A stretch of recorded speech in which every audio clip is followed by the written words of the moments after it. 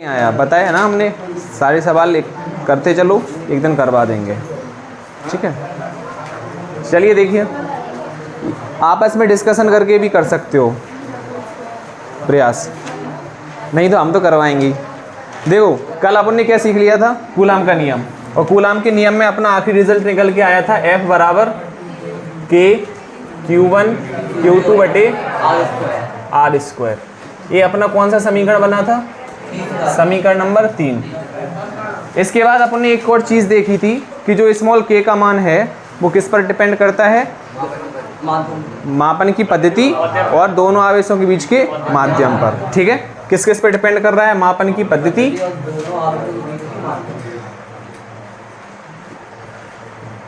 और दूसरी आवेशों के बीच के माध्यम पर।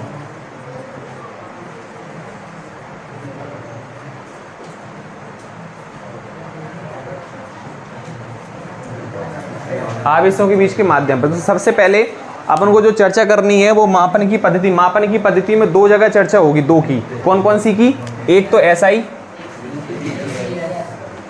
और एक CGS। ठीक है, और इसमें जो है ना आवेशों के बीच के माध्यम पर, और इसमें भी दो की चर्चा होगी। किस किस की, वायु या निर्वात की, और दूसरी अन्य माध्यम। दो चीज़ें होंगी, सबसे पहले कौन कौन सी, निर्वात या वायु, और दूसरी अन्य माध्यम। और इसमें भी SI और CGS। तो सबसे पहले अपन चर्चा करेंगे SI। तो पहला है SI पद्धति में, SI पद्धति में, और SI पद्धति में भी किस में, वायु या निर्वात। अब जो K का मान है SI पद्धति में वायु और निर्वात में कितना होता है। ठीक है, तो कितना होता है, स्मॉल k बराबर 1/4 पाई एप्सिलॉन नॉट। यहाँ पे एक नया टर्म आया, कौन सा, इसे पढ़ते क्या हैं, एप्सिलॉन। ठीक है, और ये जीरो लगा है तो इसे बोलते हैं एप्सिलॉन नॉट। ठीक है, तो मैं कभी ऐसा लिखा मिलेगा एप्सिलॉन m, तो यानी ये माध्यम के लिए हो जाएगी, और नॉट का मतलब होता है कोई माध्यम नहीं है, क्या है, वायु और निर्वात। यानी जो एप्सिलॉन नॉट है ये क्या है, माध्यम की, सॉरी, वायु या निर्वात की विद्युतशीलता। एक और नया टर्म आया, विद्युतशीलता। कि विद्युतशीलता क्या होता है, सबसे पहले तो ये लैटिन भाषा का शब्द है, सॉरी वो अक्षर है, इसका मतलब एप्सिलॉन नॉट। वायु और निर्वात की विद्युतशीलता कहते हैं इसे।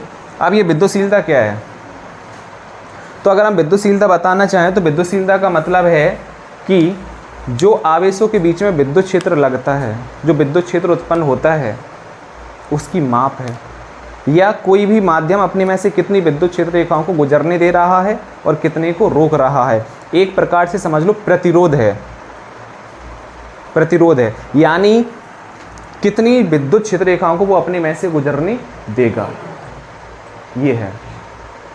तो एप्सिलॉन नॉट का जो मान होता है वो होता है 8.854 गुणा 10⁻⁻12। अब दूसरी बात आती है इसके मात्रक की और विमीय सूत्र की। मात्रक और, अब देखो मात्रक कैसे निकलेगा, K का मात्रक अपन निकाल के आए थे। K का मात्रक क्या था, यानी अगर हम लिखना चाहें तो K का मात्रक था न्यूटन मीटर स्क्वायर प्रति कूलम स्क्वायर। अब आ जाओ इस पे, अब यहाँ पर तो ये एक कांस्टेंट है तो इसका कोई मात्रक नहीं है, इसके बाद 4 कांस्टेंट है, इसका भी कोई मात्रक नहीं है, इसका भी। और हमें निकालना किसका है, एप्सिलॉन नॉट का। तो यानी हमारे पास क्या बचा, 1/एप्सिलॉन नॉट। इसे पलट दो तो एप्सिलॉन नॉट बराबर क्या बन गया, कूलम स्क्वायर प्रति मीटर स्क्वायर। तो मात्रक क्या बन गया इसका, तो मात्रक हम यहाँ पे लिखेंगे इसका SI मात्रक। बहुत बार पूछा गया है एग्जाम में, 1 नंबर के क्वेश्चन में, क्या होता है मात्रक, कूलम स्क्वायर प्रति मीटर स्क्वायर। विमीय सूत्र बनाओ जल्दी से इसका, जल्दी से।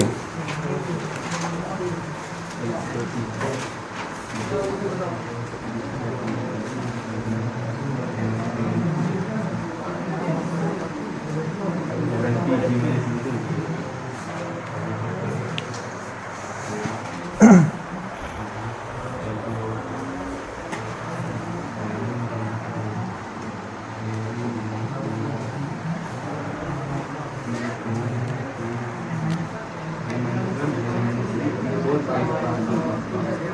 बना?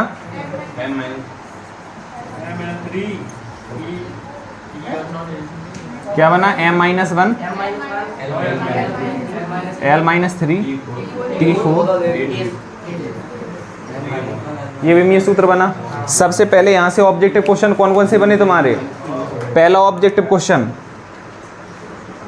एप्सिलॉन नॉट का मान पेपर में पूछा जाता है, कितना होता है, ठीक है। दूसरा क्वेश्चन इसका ऐसा ही मात्रक।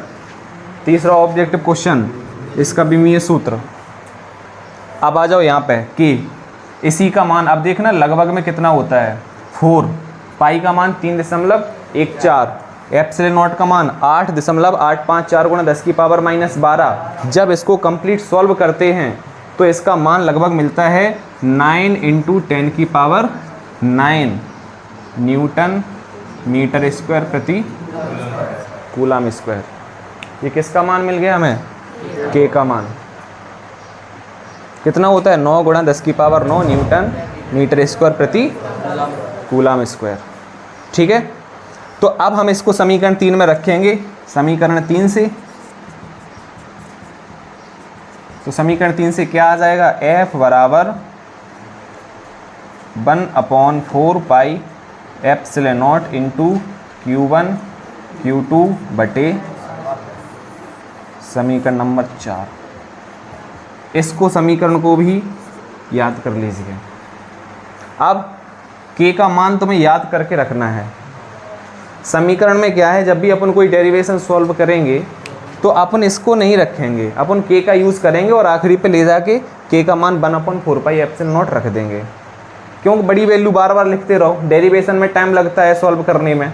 5 नंबर का डेरिवेशन आएगा तो अपन वहाँ पे K का यूज़ करते रहेंगे। अपन को पता है कि ये कांस्टेंट है, कांस्टेंट को बाहर निकाल लेंगे, चाहे समाकलन करें या अपन अवकलन करें, तो उसे बाहर निकालने के बाद पूरा कंप्लीट सॉल्व कर लेंगे और आखिरी पे जो K का मान है वो रख देंगे 1/4 पाई एप्सिलॉन नॉट, ठीक है। अब दूसरी बात करें, वायु निर्वात की हो गई अन्य माध्यम में।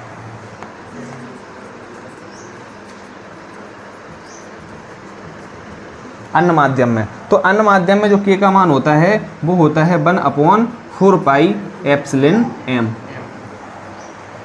क्या होगा? 1/4 पाई एप्सिलॉन m। इसको भी समीकरण 3 में रखो। समीकरण 3 से और समीकरण 3 में रखेंगे तो क्या आएगा? F बराबर 1/4 pi epsilon m into Q1 Q2 बटे, ये हो गया समीकरण नंबर 5, ठीक है। सारी चीज़ें नोट कीजिए, जहाँ पे किसी को दिक्कत आई हो बताइए, ठीक है।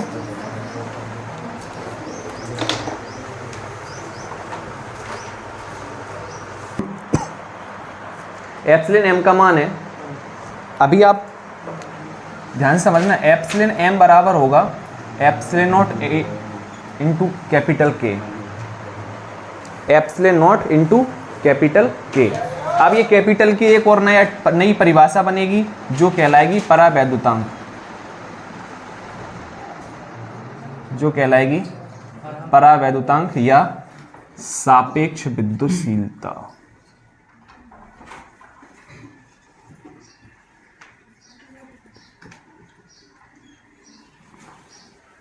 क्या कहलाएगी?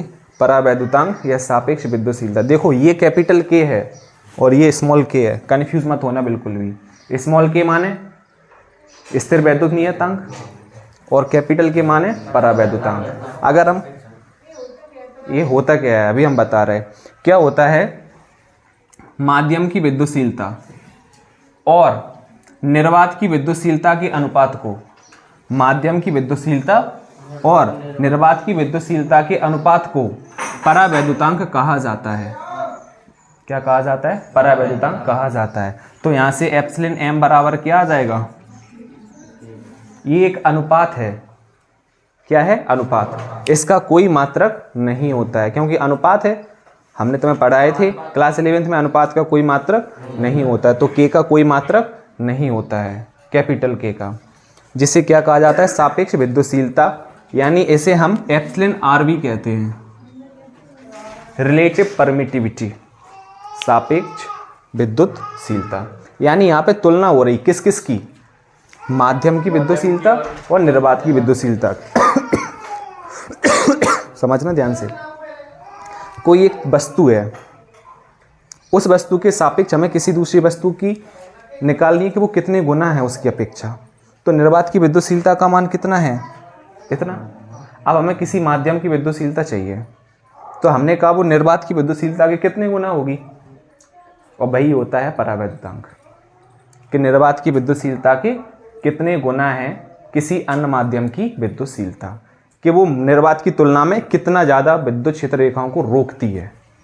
जैसे कि अगर हम बात करें तो जल का परावैद्युतांक होता है 80, यानी निर्वात की विद्युतशीलता से 80 गुना ज़्यादा है जल की विद्युतशीलता। यानी अगर कोई आवेश एक फोर्स लगा रहे हैं वायु या निर्वात में, सपोज 80 न्यूटन का, तो जल में रखने पर उन दोनों के बीच लगने वाला जो बल है वो 1 न्यूटन बचेगा, यानी 80 गुना कम हो जाएगा। ये होता है परावैद्युतांक।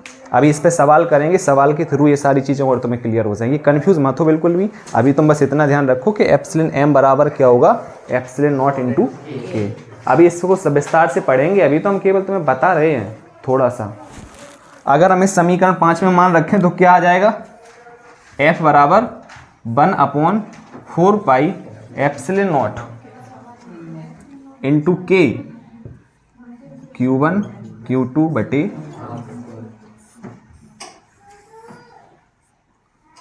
ये है किसी माध्यम में लगने वाले बल का सूत्र। ये वायु और निर्वात में लगने वाले बल का सूत्र, ये किसी माध्यम में लगने वाले बल का सूत्र, क्योंकि इसमें कैपिटल के आ गया। लिख लीजिए इसे भी। ये वाला बात तो वही है ना।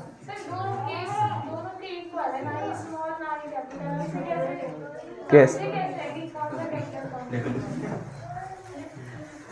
अभी इसमें तुम कंफ्यूज हो रहे हैं ना, बोर्ड पे बना है। क्यों कंफ्यूज हो रही हो? यहाँ पे दिक्कत क्या आ रही है, देखो यहाँ पर ये स्मॉल के है, ये स्थिर वैद्युत बल नियतांक है जो गुणा में है इसके साथ, है ना, और ये भाग में है, ये कैपिटल के है, ये परावैद्युतांक है। सवाल में तुम्हें दिया जाएगा कि इसका परावैद्युतांक कितना है।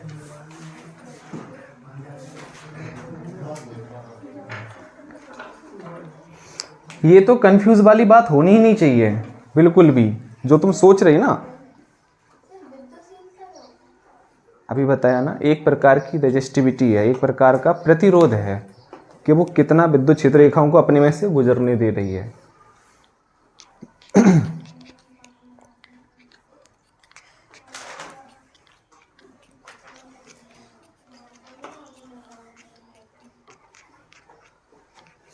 हाँ पता है तुम्हें, यहाँ पे कंफ्यूजन है। अभी जब सवाल करवाएंगे वो भी दूर हो जाएगा, टेंशन मत लीजिए।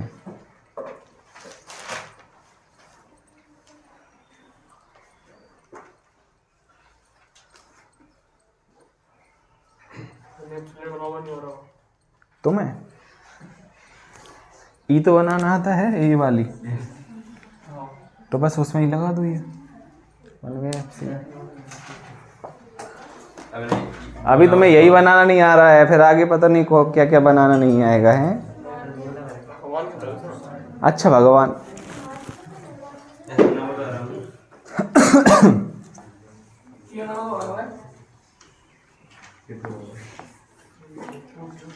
हो गया, हटाएं पूरा। हेडिंग बनाइए CGS पद्धति में।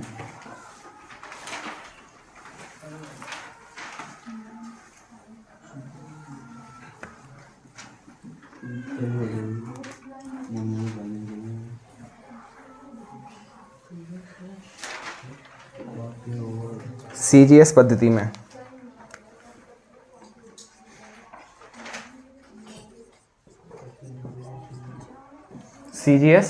में CGS पद्धति में जो स्मॉल k का मान होता है वो होता है 1। कितना होता है? कैसे होता है? पता है, करवाया था 11th में, शायद ध्यान हो तो। नहीं है ध्यान है तो देखो हम बता रहे हैं कि जो CGS पद्धति में है वो स्मॉल k का मान कितना होता है, 1। कैसे होता है देखिए,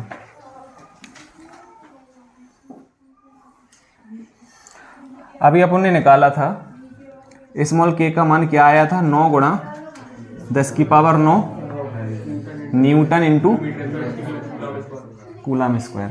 यानी अपना जो मात्रक है ये कितना आना चाहिए CGS पद्धति में। CGS पद्धति में न्यूटन की जगह क्या आ जाएगा, डाइन सेंटीमीटर स्क्वायर, कूलम की जगह पे का स्क्वायर, यही तो आना चाहिए। बोलो हाँ या ना। तो अब ये जो मात्रक है इसमें कन्वर्ट करना है। सबसे पहले 1 न्यूटन बराबर कितना होता है, 10 की पावर 5 डाइन। 1 मीटर बराबर कितना होता है, 100 सेंटीमीटर या 10 की पावर। 1 कूलम बराबर कितने स्थित कूलम होता है,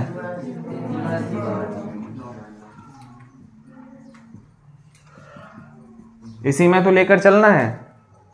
ठीक है, अब तो देखो भैया, स्मॉल k बराबर 9 गुणा 10 की पावर 9 गुणा 1 न्यूटन। 1 न्यूटन की जगह पे क्या लिखेंगे, 5 मीटर की जगह पे का स्क्वायर, और बटे में 3 गुणा 10 की पावर, तो कितना आ जाएगा, 9 गुणा 10 की पावर 9 गुणा 10 की पावर 5 गुणा 10 की पावर 4 बटे 3 त्रिका 10 की पावर 18। 9 5 14 और 4, तो ऊपर भी 9 गुणा 10 की पावर 18, नीचे भी 9 गुणा 10 की पावर, इससे ये खत्म। तो स्मॉल k का मान कितना आ गया। इस प्रकार CGS पद्धति में स्मॉल k का मान कितना होता है, 1। अगर अपन समीकरण 3 में मान उठा कर रखें तो क्या आ जाएगा समीकरण 3 से f बराबर k का मान 1 रखेंगे तो आ जाएगा Q1। समीकरण नंबर 7। ठीक है, ये हो गया CGS पद्धति में वायु निर्वात के लिए।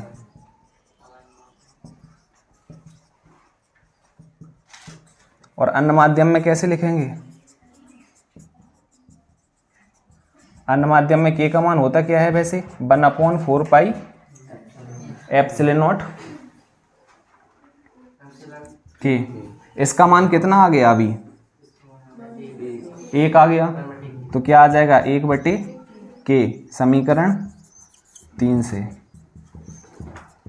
तो f बराबर 1/k Q1 Q2 बटे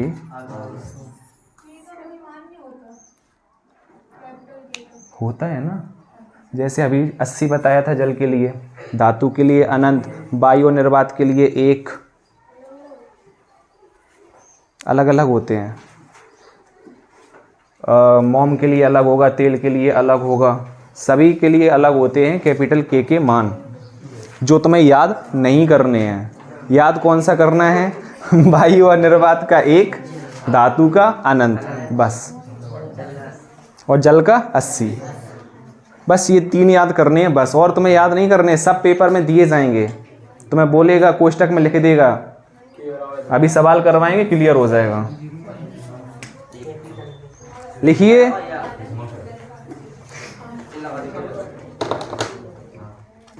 तो पेपर में तुम्हें सीधा करोगे डेरिवेशन, यहाँ तक आएगा कूलम का नियम आया 3 नंबर में, तो उसका कथन लिखोगे और आखिरी पे यहाँ तक तुम कर दोगे खत्म। उसके अलावा उसने आगे अगर ये पूछ लिया कि जो स्थिर वैद्युत बल नियतांक का मान है वो मापन की पद्धति और माध्यम पर कैसे निर्भर करता है, तो इसे आगे ड्राइव करना है। अदरवाइज आगे ड्राइव बिल्कुल नहीं करना है, नहीं तुम सोचो इतना बड़ा डेरिवेशन, तो वो पूरा कंप्लीट नहीं करना है। उसके अलावा याद क्या रखनी है तुम्हें, फॉर्मूले। फॉर्मूले में क्या याद करना है तुम्हें, सबसे पहले वही वाले ऐसे ही पद्धति वाले, वायु निर्वात के लिए, माध्यम के लिए। CGS वाले तुम्हारे कहीं नहीं पूछे जाने वाले, ठीक है, पूछे क्या जाएंगे SI के, वही तुम्हें फॉर्मूले याद करने। तीसरा देखो, तीसरा समीकरण, चौथा समीकरण, 5वां और 6वां समीकरण, बस वहां तक याद करने हैं। फॉर्मूले तुम्हें सीधे याद होने चाहिए, ठीक है, अब आते हैं कूलाम के नियम का महत्व। तो हेडिंग बनाओ कूलाम के नियम का महत्व।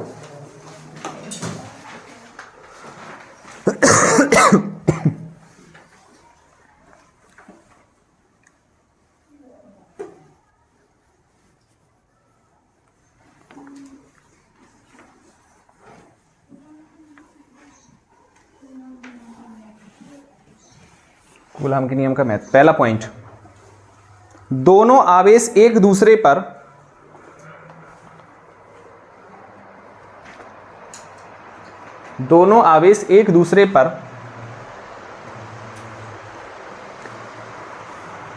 बराबर और विपरीत दिशा में बल लगाते हैं।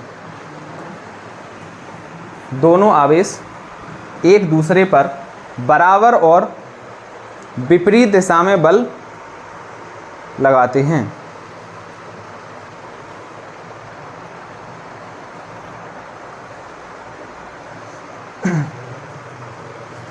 कहना क्या चाह रहे हैं, सपोज तुम्हें दो आवेश दिए हैं, ठीक है, उनमें से एक आवेश दूसरे आवेश पर 10 न्यूटन का बल लगा रहा है, यानी एक पहला आवेश और दूसरा आवेश, जिसमें क्या हो रहा है कि ये पहला आवेश दूसरे पे कितना बल लगा रहा है, 10 न्यूटन का। तो ये जो दूसरा आवेश है वो भी पहले पर कितने न्यूटन का बल लगाएगा, 10 न्यूटन का, बस किस डायरेक्शन में, इसकी विपरीत दिशा में। ऑब्जेक्टिव क्वेश्चन सीधे खत्म हो जाएंगे। कैसे समझना, क्वेश्चन दिया तुम्हें सॉल्व करने के लिए, पूरा परिभाषा दी, तुमने सॉल्व किया और आखिरी पे तुम्हारा आया 10 न्यूटन। उनने उसमें एक थोड़ी सी और एक बात ऐड कर दी, उनने बोल दिया कि एक आवेश दूसरे पर 10 न्यूटन का बल लगाता है तो दूसरा आवेश पहले पर कितने न्यूटन का बल लगाएगा। तो आंसर सीधा होगा 10 न्यूटन का, बस और कुछ नहीं करना है। ऑब्जेक्टिव क्वेश्चन में दे दिया, आवेश के मान दे दिए, तुमने आखिरी पे आंसर निकाला। उनने पूछा तुमसे एक, अगर पहला आवेश दूसरे पे इतना बल लगा रहा है तो दूसरा पहले पर कितना बल लगाएगा। 4 ऑप्शन दे देगा तुम्हें, उसके अलावा तुम्हें सीधा आंसर दे दोगी कितना, 10 न्यूटन। ये नियम का जो महत्व है वो तुम्हें अच्छे से याद रखना है, ठीक है। दूसरा पॉइंट,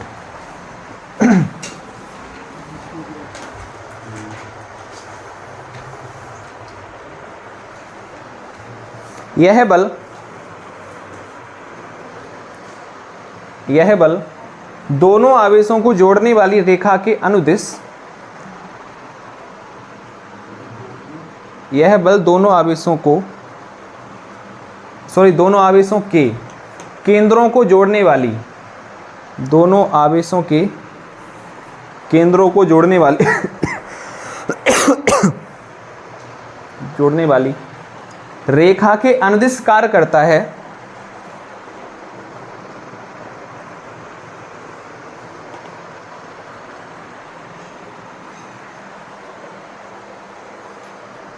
इसलिए यह बल केंद्रीय बल होता है।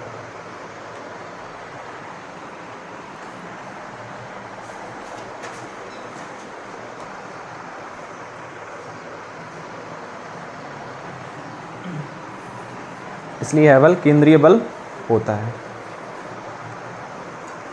कहना क्या चाह रहे हैं, यानी कि अगर ये दो पिंड हैं, ठीक है, तो इन दोनों पिंडों को जोड़ने, इनकी केंद्र से केंद्र को जोड़ने वाली रेखा, अब केंद्र से केंद्र को जोड़ने वाली रेखाओं के बीच जो बल कार्य करते हैं उन्हें केंद्रीय बल कहते हैं। ध्यान हो तो हमने तुम्हें पढ़ाए थे 11th में, ठीक है। तो इस प्रकार ये कार्य करेंगे बल, इसलिए इसे क्या कहा जाता है, केंद्रीय बल कहा जाता है। केंद्रीय बल का मतलब है जो बल केंद्रों को जोड़ने वाली रेखा के अनुदिश कार्य करते हैं। केंद्रीय बल कौन कौन से हैं, आपका एक गुरुत्वाकर्षण बल और दूसरा स्थिर वैद्युत बल, ठीक है। अब हेडिंग बनाइए कूलाम के नियम की सीमाएं।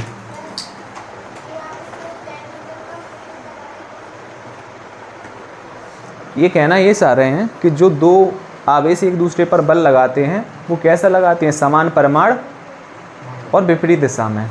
अगर ये पहला आवेश दूसरे पर 10 न्यूटन का बल लगा रहा है तो दूसरा भी पहले पर 10 न्यूटन का ही बल लगाएगा, बस इन दोनों की दिशाएं क्या होंगी, विपरीत।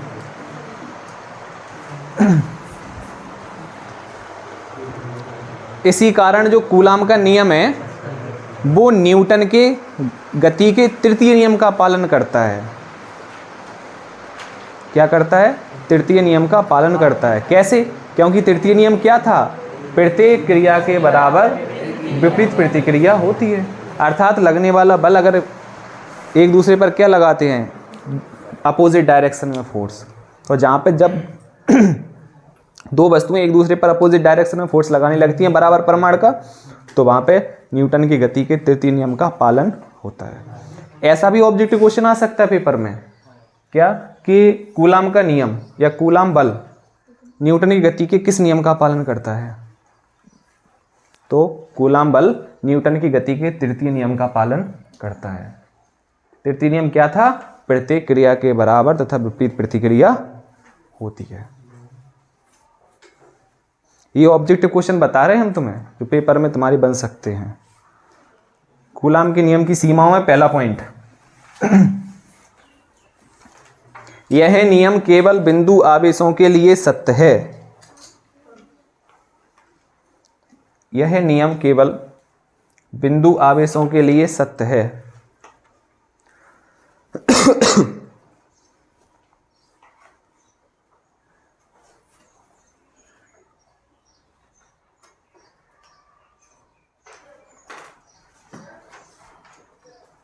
यानी हमने तुम्हें सबसे पहले बिंदु आवेश के लिए बताया था कि किन्हीं भी दो बिंदु आवेशों के मध्य लगने वाला आकर्षण या प्रतिकर्षण बल बताया था, यही था, वहां पे बिंदु आवेश आया था। तो यानी जो कूलाम का नियम है वो केवल किसके लिए सत्य है, बिंदु आवेशों के लिए सत्य है। ठीक है, दूसरा पॉइंट, यह नियम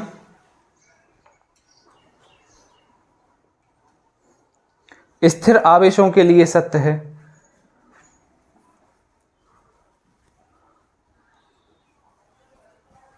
गतिशील आवेशों के लिए नहीं।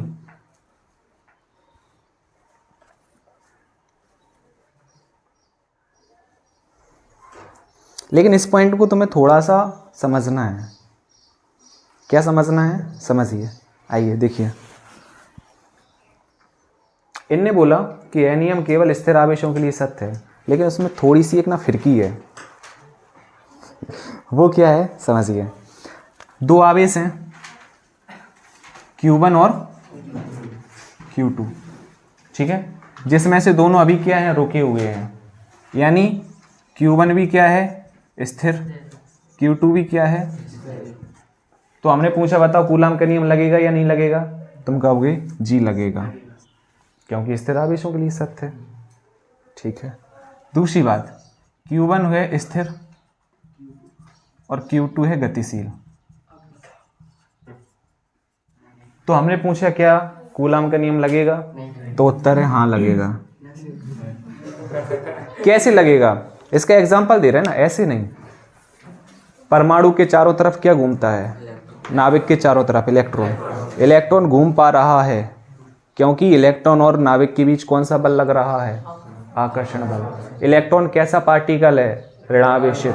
प्रोटॉन कैसा पार्टिकल है, धनावेशित। और धनावेश ऋणावेश में क्या होता है, आकर्षण। तो वहां पर भी जो इलेक्ट्रॉन घूमता है उसके लिए जो आवेश घूमने के लिए वृत्तीय गति प्रदान करेगा वो कौन करेगा, कूलाम बल।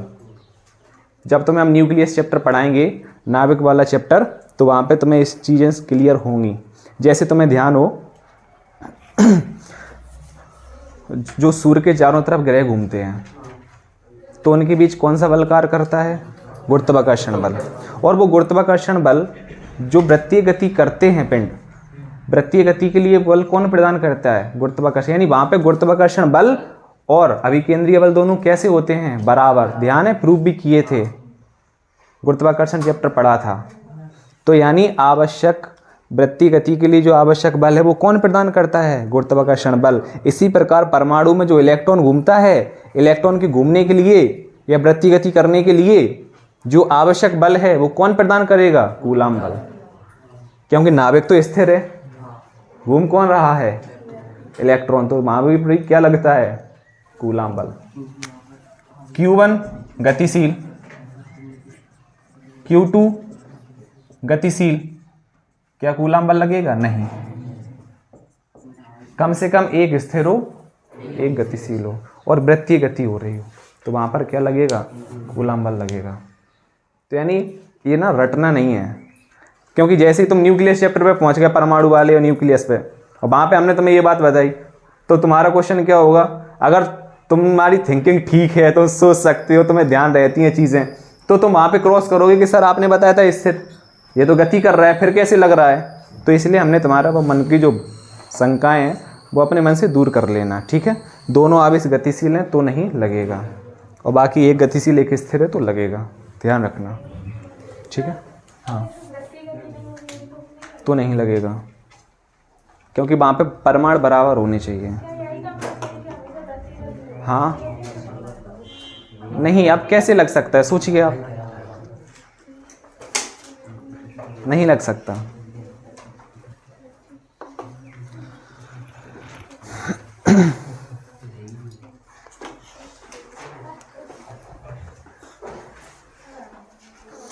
तीसरा पॉइंट लिखिए, यह नियम नाभिकीय दूरियों के लिए,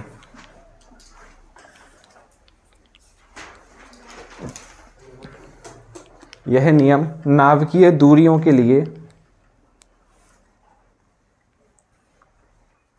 सत्य नहीं है। अर्थात जब r का मान 10 की पावर -15 से कम होगा तो ये नहीं लगेगा। क्यों नहीं लगेगा बताइए, कोई बता सकता है क्यों नहीं लगेगा? यह नियम नाभिकीय दूरियों के लिए सत्य नहीं है। अर्थात जब r का मान 10 की पावर -15 मीटर से कम हो जाएगा तो यह नियम नहीं लगेगा। मेरा क्वेश्चन ये है कि क्यों नहीं लगेगा? नहीं, इसका रीज़न ये है कि जैसे ही नाभिकीय दूरी पे पहुंचते हैं तो वहाँ पे स्थिर वैद्युत बल कार्य नहीं करता, क्योंकि वहाँ पे प्रबल नाभिकीय बल कार्य करने लगता है, जो कि स्थिर वैद्युत बल की अपेक्षा बहुत ज़्यादा ताकतवर है। तो इस वजह से वहाँ पर स्थिर वैद्युत बल का, क्योंकि अब सोचो नाभिक के अंदर प्रोटॉन है, प्रोटॉन प्रोटॉन में क्या होता? प्रतिकर्षण, लेकिन फिर भी नहीं भग रहे वे, फिर भी वे नाभिक में बने हुए हैं। बने हुए हैं कि नहीं बने हुए हैं? क्योंकि कूलाम के नियम के अनुसार तो उनमें प्रतिकर्षण होना चाहिए, वे एक दूसरे से दूर जाने चाहिए, लेकिन नहीं जा रहे। क्यों नहीं जा रहे? क्योंकि उन्हें और कोई रोक रहा है। वो कौन है? प्रबल नाभिकीय बल। ठीक है, तो अब हुआ आपका कंप्लीट। ठीक है, ऑल दी वेरी बेस्ट। अर्थात 10 की पावर -15 मीटर से कम दूरियों के लिए सत्य नहीं है।